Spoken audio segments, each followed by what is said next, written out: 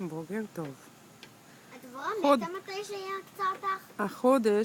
לחודש אוגוסט, נעמיקי ואני אוכלים ארוחת בוקר, ונעמיקי גילתה לנו משהו מאוד מעניין. אנחנו במרפסת המתוקה שלנו, בבית שלנו, מסביב הכל נורא ירוק, ועכשיו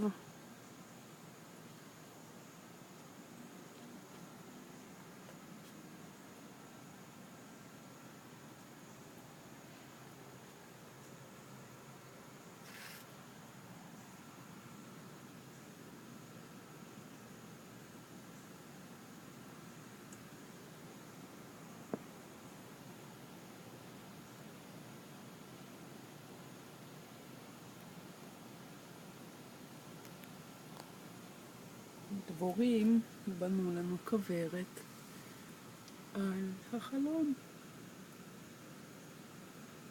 שנעמי גילתה.